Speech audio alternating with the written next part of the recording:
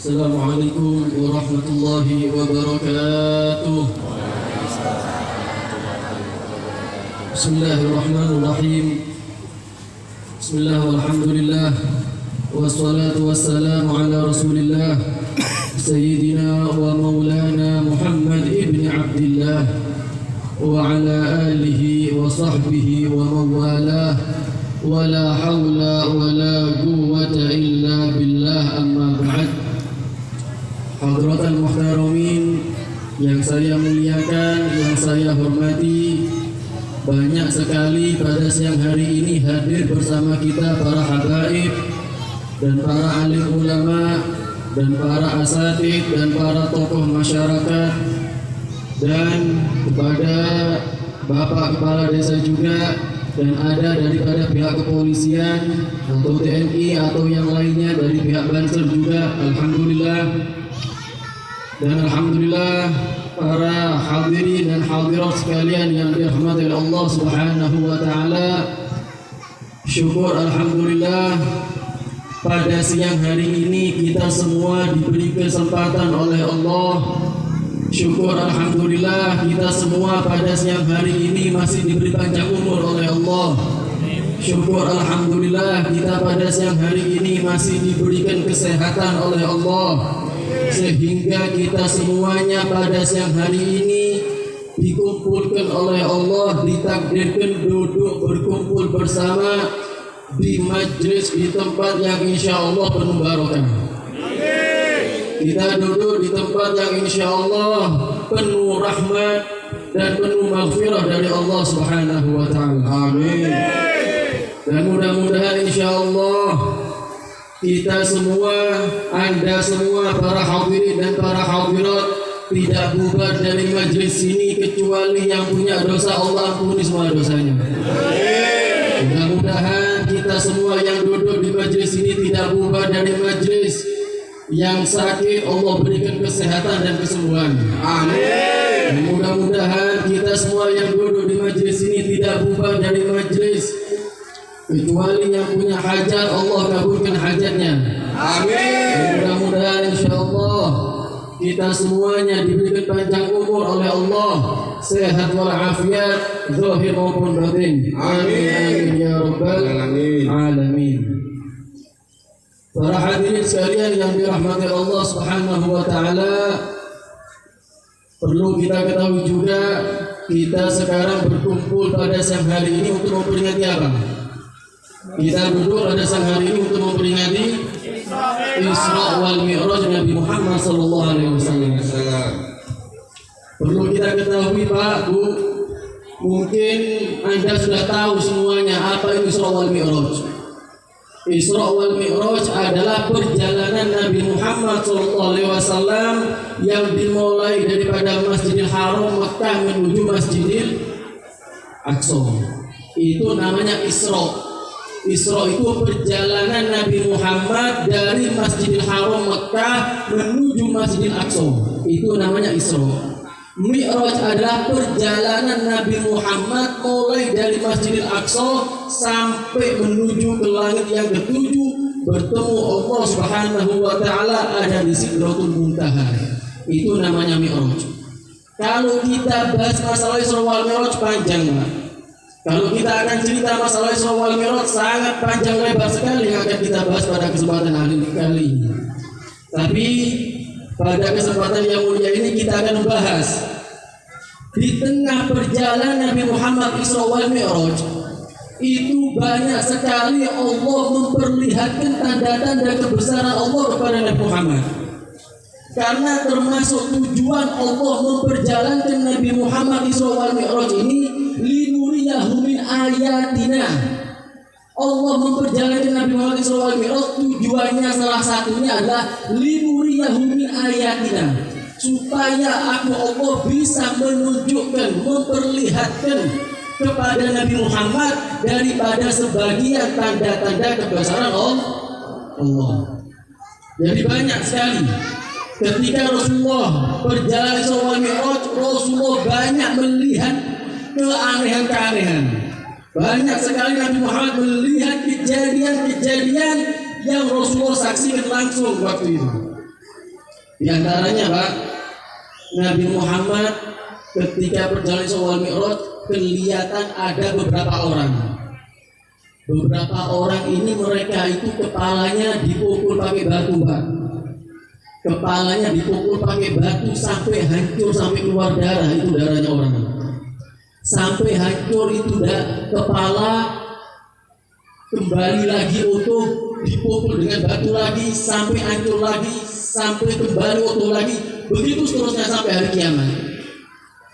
Nabi heran, tanya kepada malaikat Jibril, ya Jibril, man haula, siapa itu orang Jibril? Kok ada?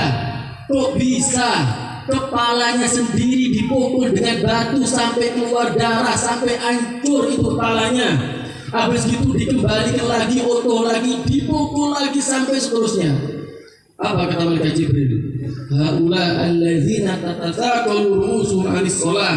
Mereka itu Muhammad, mereka itu adalah orang-orang yang apabila diajak sholat mereka merasa berat. Mereka itu apabila ada azan di masjid hayya 'ala shalah, mereka tidak langsung memanggil jawaban azan tersebut.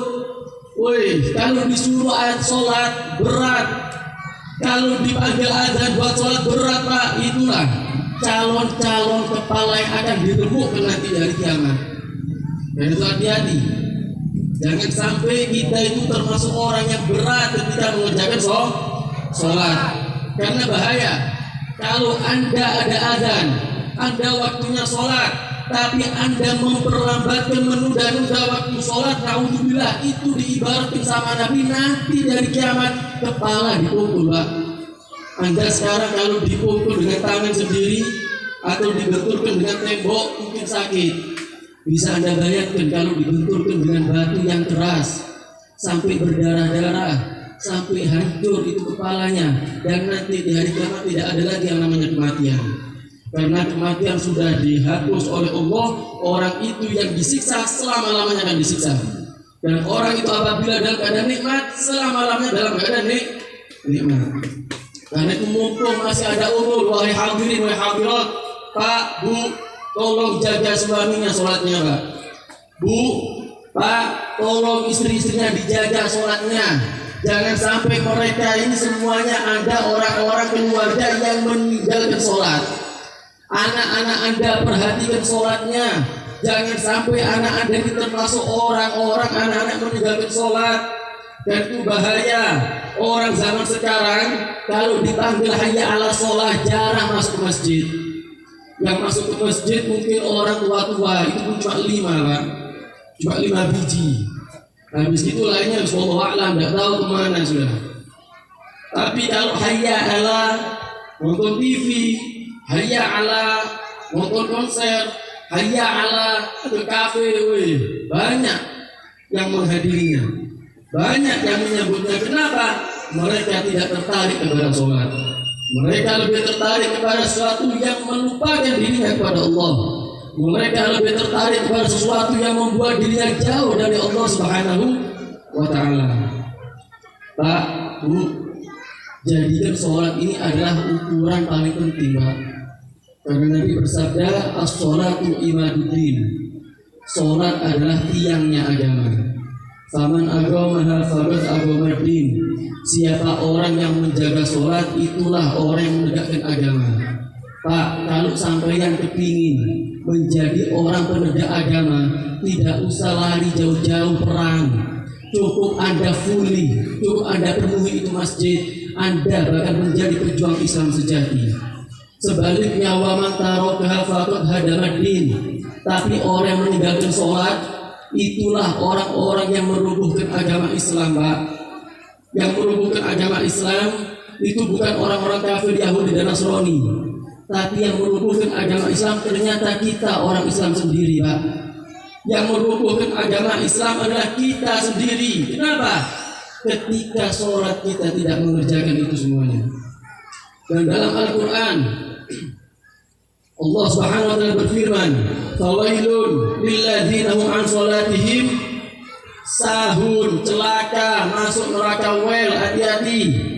Bahaya, celaka bagi orang yang suka menunda-nunda waktu sholat.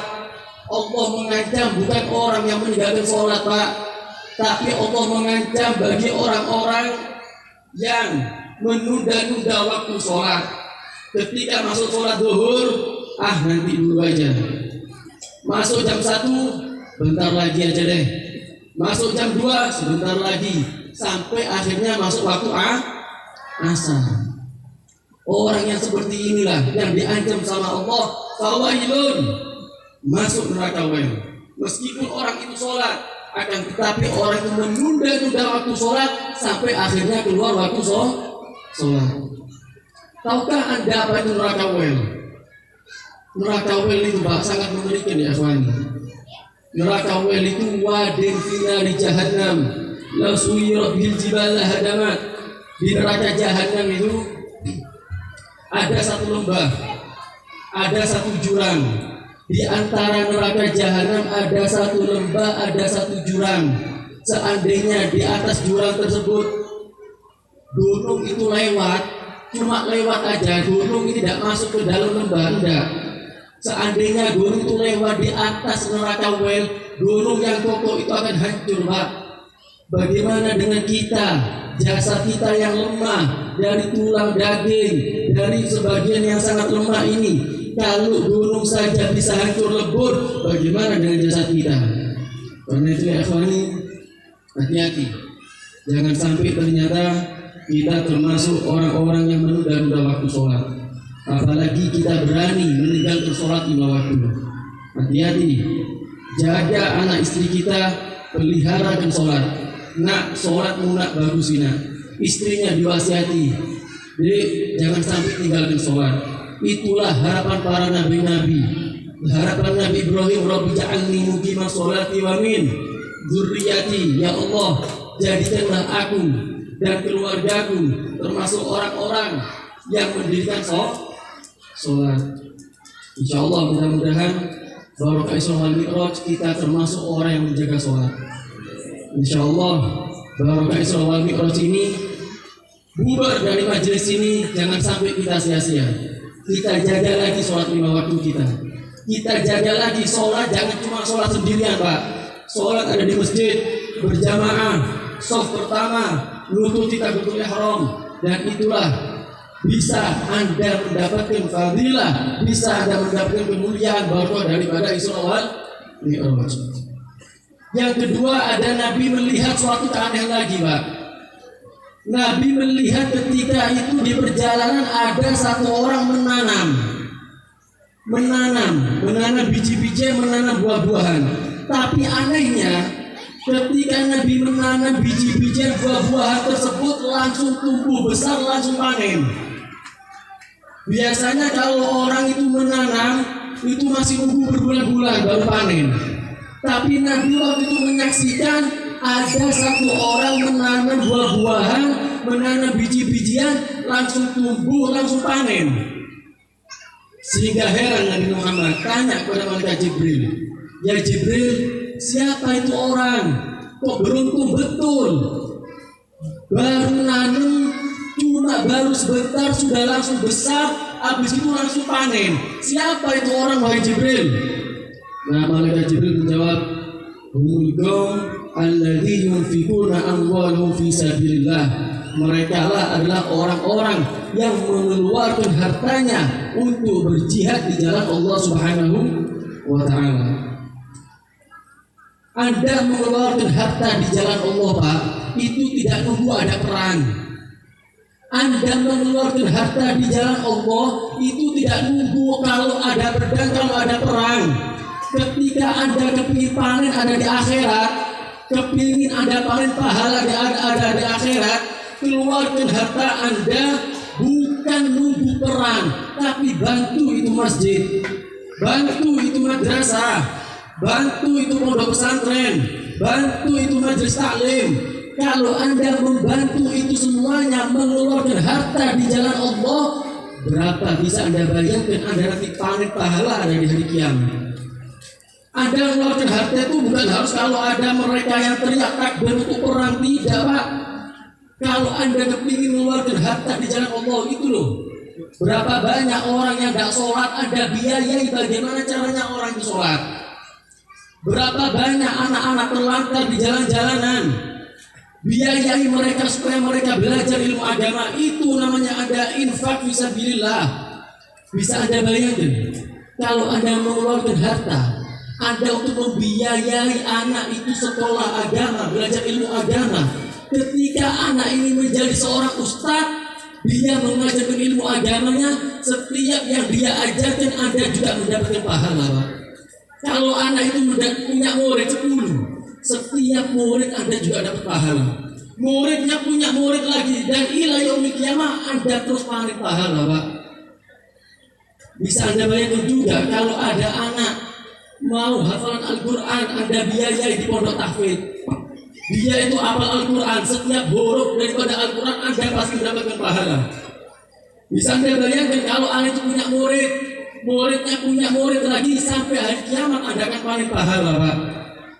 Tapi sebaliknya kalau Anda itu tidak digunakan hartanya di jalan Allah, tapi Anda keluarkan harta Anda untuk bangun kafe, untuk bangun karaoke, untuk membangun diskotik.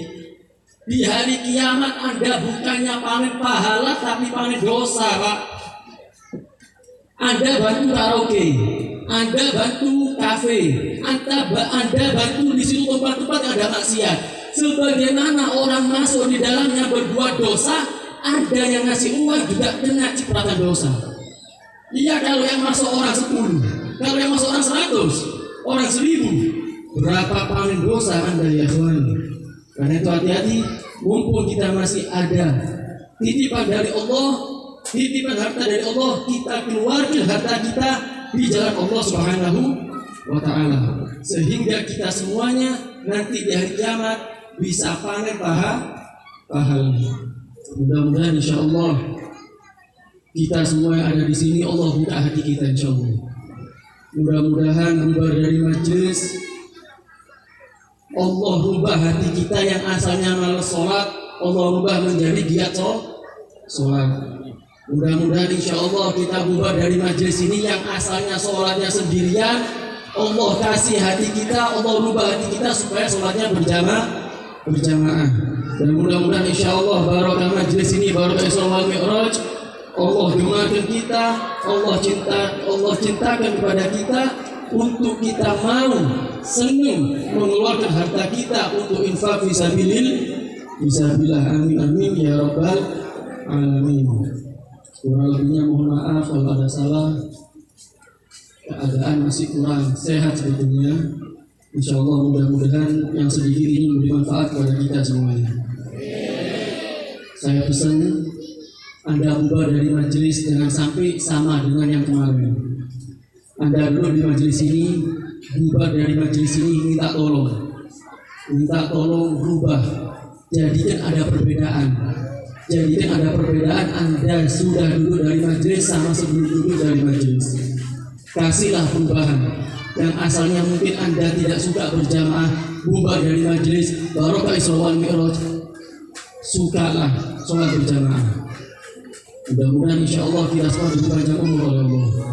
Mudah-mudahan kita semua diterima amal ibadah kita oleh Allah. Dan mudah-mudahan kita semuanya diterima oleh Allah, sholat kita, puasa kita, bacaan Al-Quran kita, dan semua amal ibadah kita Allah terima insya Allah. Dan mudah-mudahan anak-anak kita semuanya dijadikan anak yang soleh-solehah. Mudah-mudahan anak kita dijadikan anak yang berbakti pada orang tua, anak-anak yang bisa membagi orang tua dunia sampai akhirat. Amin amin ya rabbal alamin. Hada minni wal afu minkum. Assalamualaikum warahmatullahi wabarakatuh.